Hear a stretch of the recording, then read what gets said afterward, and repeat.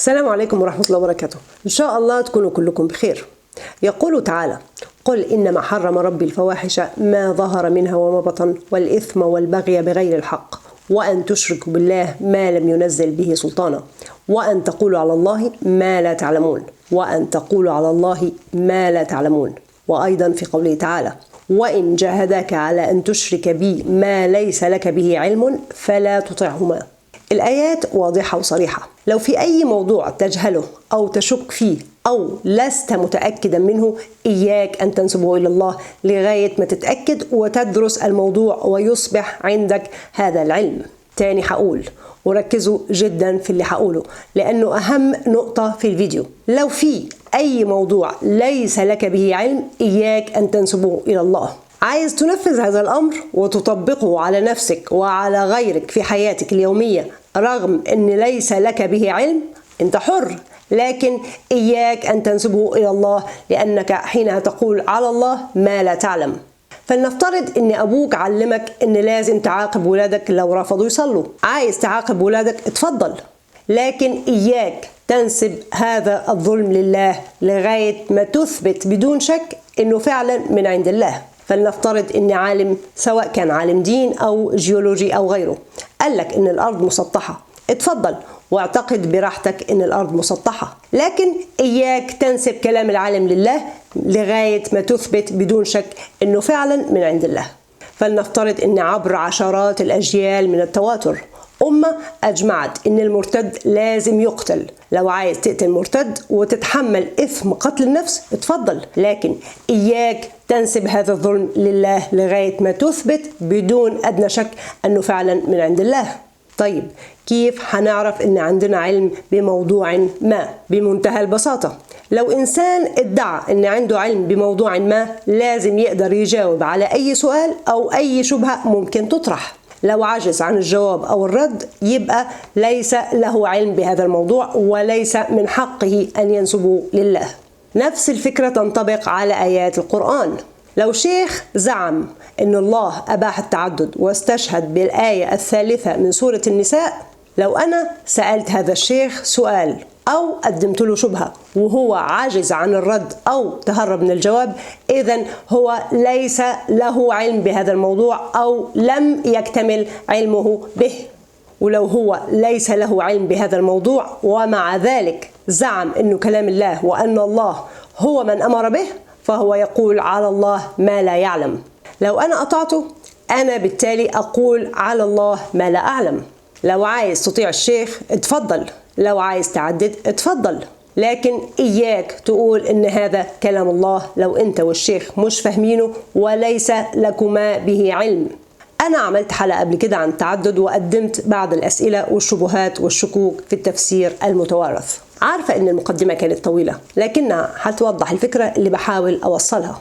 من هنا هندخل في الحجاب. قالوا لنا إن الله فرض الحجاب على نسوان الأرض لمجرد إنهم نسوان، واستشهدوا ببعض الآيات وقدموا بعض التبريرات للدفاع عن الحجاب. أولا هنبدأ بالتبريرات اللي قدموها ونحللها بالمنطق والعقل، وثانيا هنحلل الآيات اللي استشهدوا بها وهنشوف إذا كان كلامهم سليم. وقبل ما أبدأ، ده مجرد اجتهاد وممكن يكون غلط لأني مجرد بشر أخطئ وأصيب بإذن الله. بالنسبة للتبريرات، أعطونا 5 أسباب رئيسية لكل واحدة بالغة لازم تلبس حجاب. أول سبب العفة والطهارة. زعموا أن كل واحدة تتحجب هي أكثر عفة وطهارة وحياء وطاعة لأوامر الله من غيرها، وأن الحجاب يحقق طهارة القلوب والنفوس من الرذائل والأفكار الخبيثة. تاني سبب منع المفاسد والمضار. زعموا أن مجتمع نسوان ومحجبات هو مجتمع طاهر وراقي يتسم بالإيمان والطاعة لأوامر الله وتنعدم فيه المفاسد والفواحش. ثالث سبب التبرج ضد الفطرة. زعموا أن التبرج من العلامات التي تدل على الفطرة غير السليمة وغير القويمة، وأن الفطرة الإنسانية لا ترغب بالتكشف والتبرج وإنما ترغب بالستر والصون. رابع سبب الحجاب يمنع الأذى. زعموا أن النسوان بيثيروا الغرائز الجنسية والفتنة، فلو كشفوا نفسهم هيتعرضوا للأذى. خامس وأشهر سبب طاعة أوامر الله. زعموا أن الله أمر بالحجاب وكل من تأبى فقد عصت أوامر الله. بالنسبة للسبب الأول، هل الحجاب فعلا يؤدي إلى العفة والطهارة؟ هل كل من تلبس حجاب عفيفة وطاهرة؟ ليس بالضرورة. الحجاب ليس مؤشر على أخلاق صاحبه. الحجاب لا يعطي أي قيمة أو وزن لمرتديه. ممكن واحدة محجبة ترتكب المعاصي، بينما واحدة غير محجبة تجتنب المعاصي وتعمل الصالحات، والعكس صحيح. هل ملابسنا هي المعيار الأساسي عند الله أم أعمالنا؟ هل سنسأل عما كنا نرتدي أم عما كنا نعمل؟ مؤكد في ناس ظراف هيقولوا أنت عايزة تشيع الفاحشة وتخلي النسوان يكشفوا نفسهم. أنا ما قلتش كده خالص. إيه الاستنتاج الغريب ده؟ كل إنسان يلبس حسب الثقافة السائدة في المجتمع اللي عايش فيه، بحيث أنه لا يتعرض للأذى. مهم، الحجة الأولى باطلة، لأن ممكن أي واحدة محجبة ترتكب المعاصي وواحدة غير محجبة تجتنب المعاصي. الحجاب لا يمنع مرتديه من ارتكاب الذنوب والمعاصي، ولا يدل بالضرورة على تقوى مرتديه.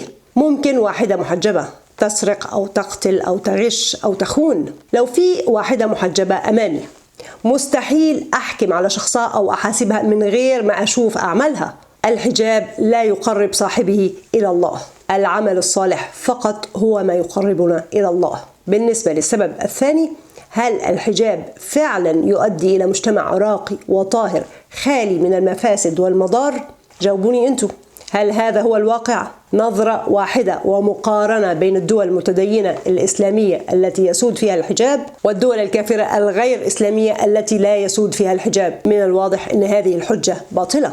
أكثر دول الأرض تخلفا وتعصبا وفسادا هي بكل أسف الدول التي يسود فيها الحجاب. أنا لا أقول أن الحجاب هو سبب التخلف والرجعية، فياريت بلاش افتراء.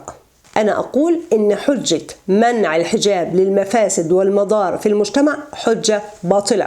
بالنسبة للسبب الثالث، هل التبرج فعلا ضد الفطرة؟ هل التبرج والرغبة في نيل إعجاب الآخرين ضد طبيعة الإنسان؟ أنا دلوقتي بتكلم عن معنى التبرج الذي تورثناه، لأن معنى التبرج في القرآن قد يختلف. معظم المخلوقات بطبيعتها ترغب في جذب انتباه الجنس الآخر باستخدام عدة وسائل. الطاووس مثلا بيتبرج بفرد ريشه الجميل، لو امتنع عن فرد ريشه ولا طاووسة هترغب فيه.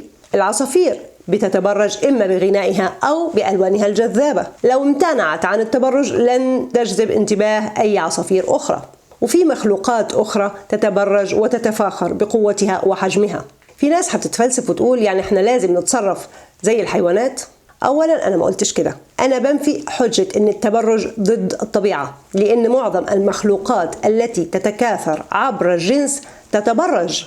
ثانيا، الإنسان أكثر مخلوق على سطح الأرض تبرجا. لو بعض المخلوقات تتبرج بلونها وجمالها، وأخرى بحجمها وقوتها، وأخرى بصوتها، وأخرى برائحتها، الإنسان يتبرج بكل هذه المعطيات وأكثر. الإنسان يتبرج بشكله وملبسه وقوته ونفوذه وعطره وعلمه وماله وممتلكاته وحتى بدينه. أي حاجة ترغب الناس فيك هي وسيلة للتبرج، سواء شئت أم أبيت. لو شاب راح الجيم وبنى جسمه، حتى لو غرضوا اللياقة البدنية فقط، هذا نوع من التبرج.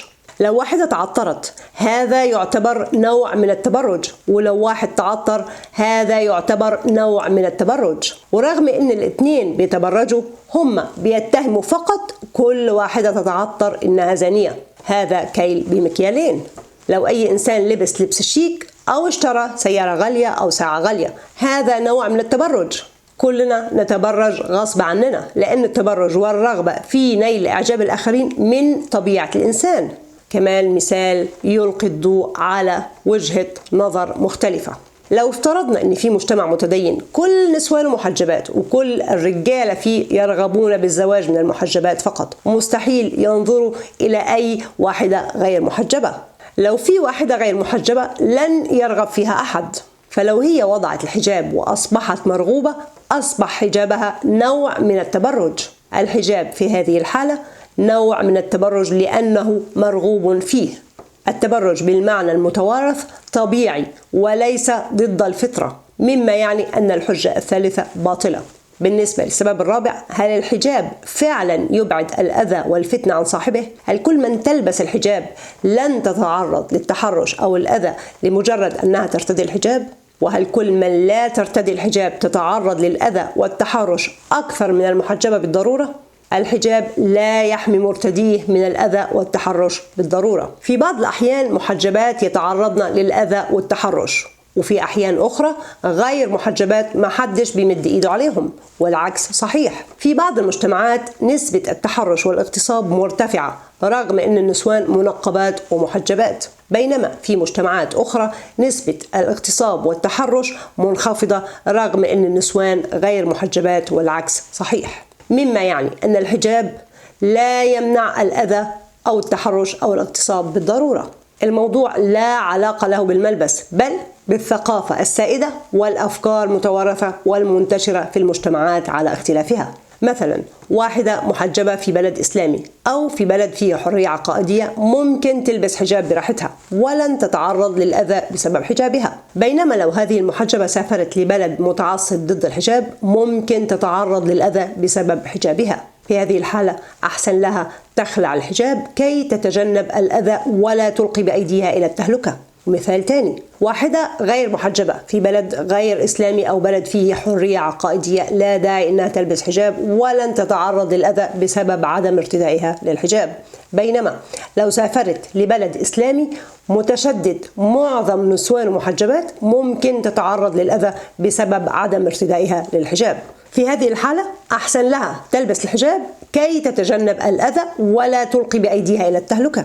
الموضوع نسبي ويعتمد على الثقافة السائدة في أي مجتمع.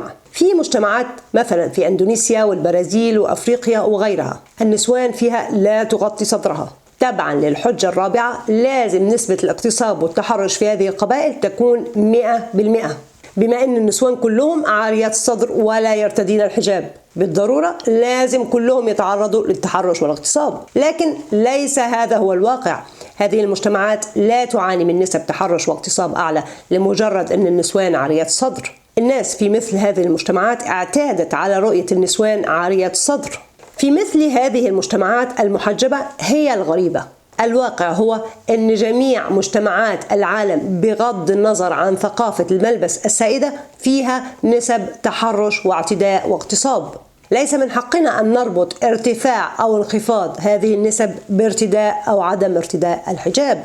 هذه النسب تختلف بين مجتمع وآخر بغض النظر عن ثقافة الملبس. الحجة الرابعة باطلة لأن ممكن واحدة محجبة يتم التحرش بها بينما واحدة غير محجبة لا يتم التحرش بها. بالنسبة للسبب الخامس، هل الحجاب فعلا طاعة لأوامر الله؟ لو الحجاب طاعة لأوامر الله لازم يكون في أمر صريح وواضح من الله بارتدائه. كتاب التراث والشيوخ استشهدوا ب3 آيات رئيسية للدفاع عن الحجاب. أول آية: يا أيها النبي قل لأزواجك وبناتك ونساء المؤمنين يدنين عليهن من جلابيبهن ذلك أدنى أن يعرفن فلا يؤذين. خلينا فاكرين إن حرام نقول على الله ما لا نعلم. أي إنسان يستشهد بهذه الآية أو غيرها ليزعم أن الحجاب أمر من عند الله لازم يقدر يجاوب على جميع الأسئلة والشبهات التي ستطرح عليه. لو عجز عن الجواب إذن هو ليس له بها علم وليس من حقه أن ينسب تفسيره إلى الله، وإلا هو يقول على الله ما لا يعلم. تفسير هذه الآية بالذات مليء بالشبهات والتساؤلات. مثلا لماذا لم يكن نداء بيا محمد قل لأزواجك وبناتك ونساء المؤمنين، أو يا أيها الرسول قل لأزواجك وبناتك ونساء المؤمنين؟ لو ما فيش فرق بين محمد والرسول والنبي زي ما بيقولوا في التفاسير يبقى من حقنا نستبدل هذه الكلمات براحتنا. أي إنسان يزعم أن له علم بهذه الآية والألفاظ المذكورة فيها لازم يبرر لماذا استخدم لفظ النبي بدلا من غيره.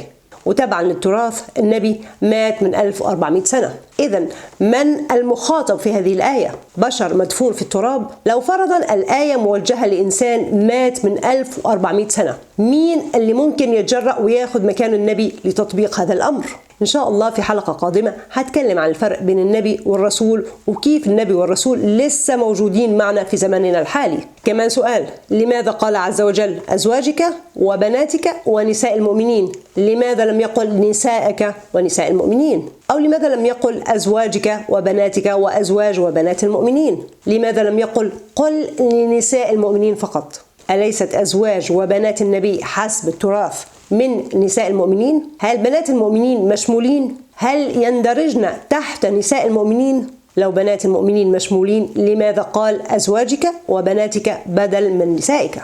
أنا عملت فيديو قبل كده بنفي فيه كون النساء من الجنس المؤنث فقط، فبالإضافة لوجوب الرد على الشبهات والأسئلة في هذا الفيديو لازم الرد على الشبهات والأسئلة في فيديو الورود الصفراء. تاني آية: وإذا سألتموهن متاعا فاسألوهن من وراء حجاب. تبعا لكتب التراث هذه الآية ليست موجهة لنا بل لقوم ماتوا من 1400 سنة.